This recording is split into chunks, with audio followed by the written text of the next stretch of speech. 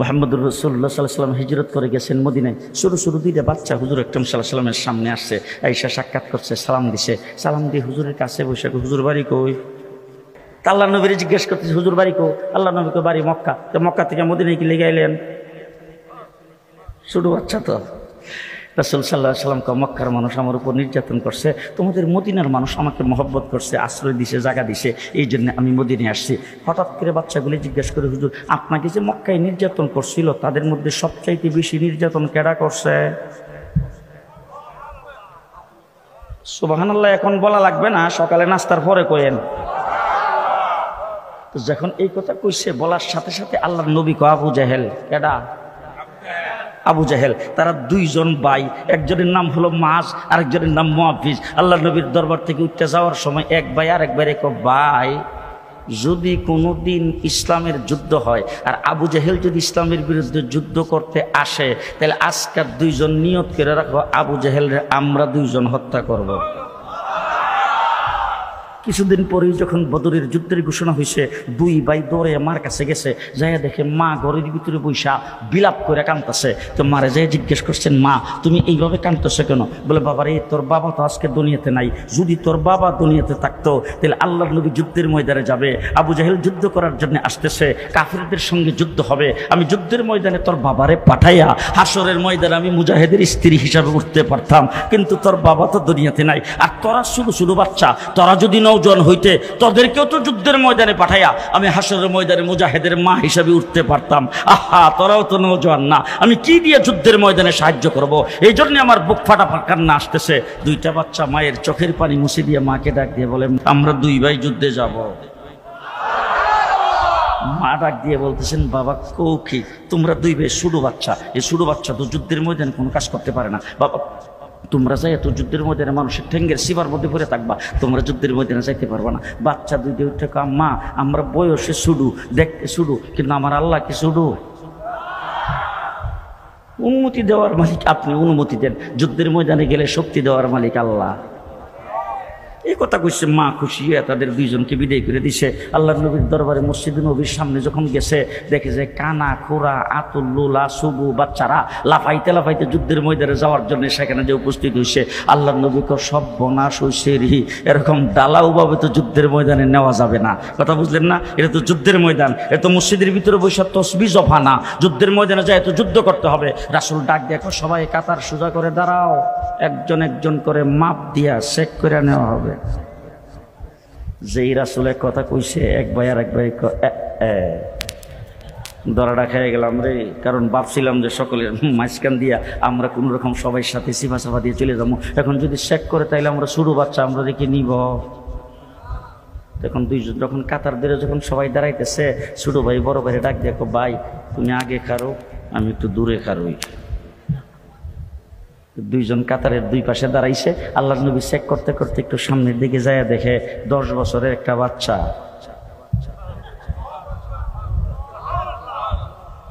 আল্লাহু আকবার, আস্তে করেন। আল্লাহ নবী ডাক দিয়ে জিজ্ঞেস করছেন বাবা এইভাবে কেন দাঁড়াইছো? বল হুজুর মাফে পড়বার লাগিয়া।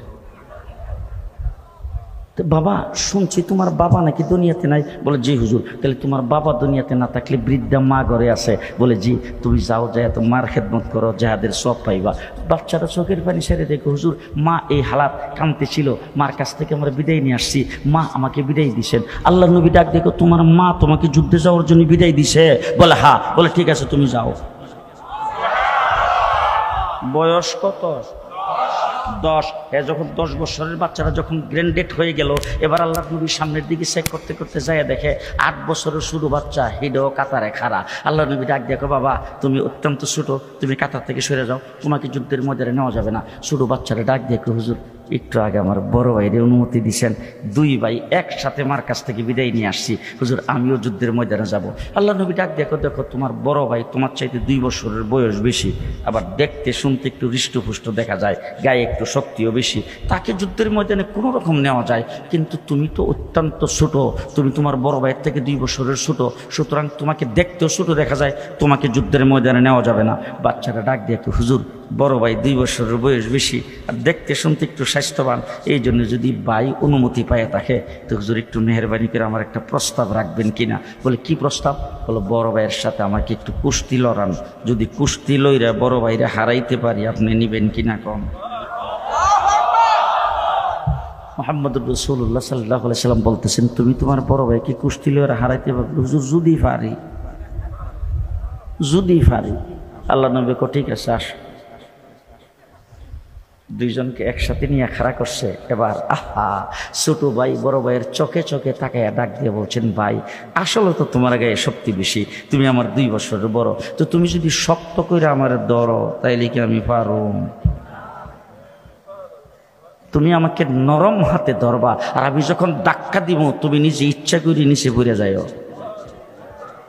চুক্তিপত্র দুইজনের মধ্যে হয়ে গেছে, একজন আরেকজনকে ধরছে, দইরা প্রথম ধাক্কা দিয়ে এই বড় ভাইকে নিচে ফেলায়া লাভ দিয়ে ওটাকে হুজুর এবার বলেন নিবেন কিনা। আল্লাহ নবীকে চলো চলো। লম্বা চূড়া ঘটনা। আবু জাহেল ঈশা ডাক দিছে, খেলা হবে। আল্লাহ নবী আল্লাহ পাকের দিকে তাকে ডাক দেখো, আল্লাহ আবু জাহেল তো খেলা হবে।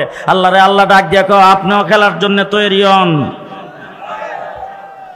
13টা বছর পর্যন্ত মক্কায় নীরবে যা সহ্য করেছেন আর সহ্য করা যাবে না। এবার রাসূল সাল্লাল্লাহু আলাইহি সাল্লাম 313 জন নিয়ে যুদ্ধের ময়দানে গেছে। 1000-এর বাহিনী, 1000-এর তলোয়ার, 1000 ঘোড়া। আল্লাহর নবীর সাথে ঘোড়া মাত্র 2টা, তলোয়ার 8টা। মানুষ কয়জন? 313 জনের মধ্যে যদি 8টা তলোয়ার ভাগ করে জনে কয়টা করে পড়ে?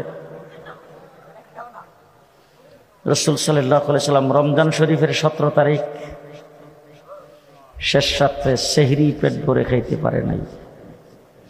যুদ্ধের ময়দানে রাসূল রমজান শরীফের মাস রোজাদার মানুষগুলিকে ছেড়ে দিয়ে আল্লাহর নবী আল্লাহর দরবারে হাত উত্তোলন করেছেন। আল্লাহ, এই 313 জন আমার জিন্দেগির ফসল, তারা যদি আজকে ধ্বংস হয়ে যায় আগামী দিনে তোমার নাম লেনেওয়ালা কেউ থাকবে না।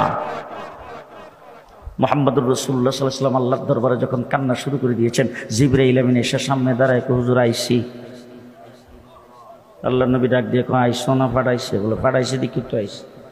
বলে কি দিয়া পাঠাইছে? বলে আল্লাহ পাক আজকে কোনো উহি দেয় নাই, কোনো প্রকার আয়াত নাজিল করে নাই, কোরআন শরীফের কোনো আয়াত দিয়ে পাঠায় নাই। আল্লাহ সর্বপ্রথম আমার ডাক দিয়ে কইছে যুদ্ধের পোশাক পর। জিবরাইল আমিন আল্লাহকে ডাক দিয়ে বলেছেন, আল্লাহ যুদ্ধের পোশাক পরা মানুষের কাজ, ফেরেশতাদের কাম না। ফেরেশতাদেরকে তুমি যুদ্ধ করার জন্য বানাও নাই, মানুষকে যুদ্ধ করার জন্য বানায়েছো। আল্লাহ ডাক দিয়ে বলেন, তোর কাম না যুদ্ধ করা, কিন্তু আজকে করা লাগবে। জিবরাইল আমিন হুজুর আকরাম সাল্লাল্লাহু আলাইহি ওয়াসাল্লামকে ডাক দিয়ে হুজুর 3000 সাথে লইছি আর 5000 ওই সাহেব প্রতাপের এখানে আছে। সাহেব প্রতাপ না কইলে আপনারা বুঝবেন না। 5000 ওয়েটিং এ আছে, 3000 সাথে আছে। আল্লাহর নবী কোন নাম? মুহাম্মদুর রাসূলুল্লাহ সাল্লাল্লাহু আলাইহি সাল্লাম 313 জন যুদ্ধের ময়দানে ছাড়ছে। প্রচন্ড বেগে যুদ্ধ চলছে। হযরত আব্দুর রহমান ইবনে আউফ নাম তো জীবনও শুনছেন না বোধহয়? জি আচ্ছা, আমি যে কথাগুলি বলতেছি আপনাদেরকে, এটা তো ইত্তেফাক পত্রিকার বিবৃতি, জনকণ্ঠের নিউজ। আল্লাহ, বুখারী শরীফ, বুখারী শরীফ। হযরত আব্দুর রহমান ইবনে আউফ দূর থেকে দেখে একটা উঁচা জায়গার উঁচা ঘোড়ার উপরে বৈশা আবু জাহেল বড় বড় হাক ডাক দিয়া যুদ্ধ পরিচালনা করতেছে। দেখে মনে মনে ভাবতেছে যদি সুযোগ পাই।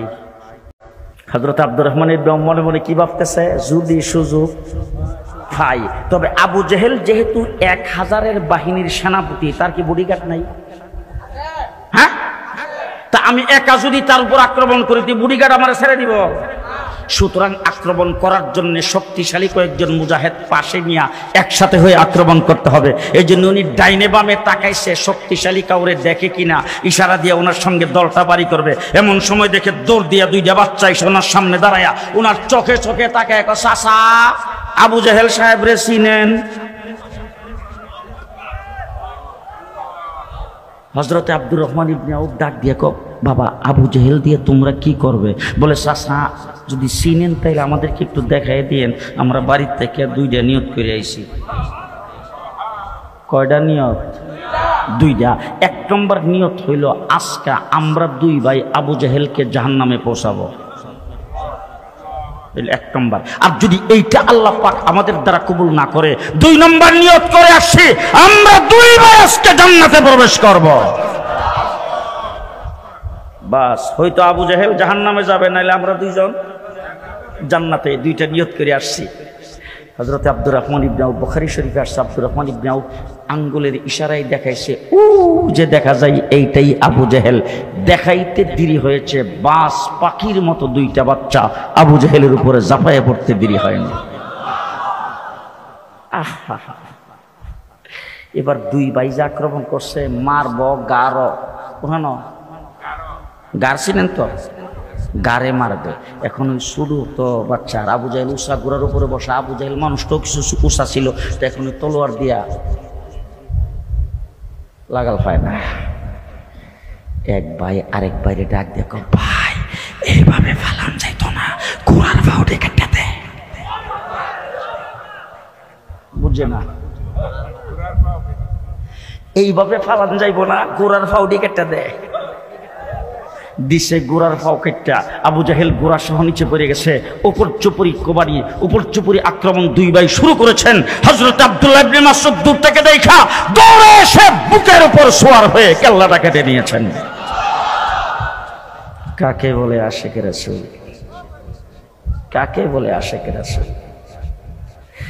2 ভাইয়ের 1 ভাই আবু জেহেলের ছেলে আকরামা, আবু জেহেলের বডিগার্ড, তখন ইসলাম কবুল করে নাই, পরবর্তীতে সে ইসলাম কবুল করেছে। আকরামা এসে পেছন দিক থেকে আক্রমণ করেছেন। 1 ভাইয়ের হাতটা পুরাটা কেটে গেছে, সামান্য একটু চামড়া লেগে আছে। আবু জেহেলকে হত্যা করার পরে যখন সামনের দিকে যুদ্ধ করার জন্য দূর দিয়েছে, তখন দেখে হাতটা নিচের দিকে লড়লড় করে। এটার জন্য দূর দিয়ে যুদ্ধের ময়দানে অসুবিধা হয়, এর জন্য নিজের হাতটাকে নিজের পায়ের নিচে রেখে টান দিয়ে ছিঁড়ে ফেলে যুদ্ধের ময়দানে রওনা হয়। নারে তাকবীর, নারে তাকবীর, বাবার হাতিয়ার,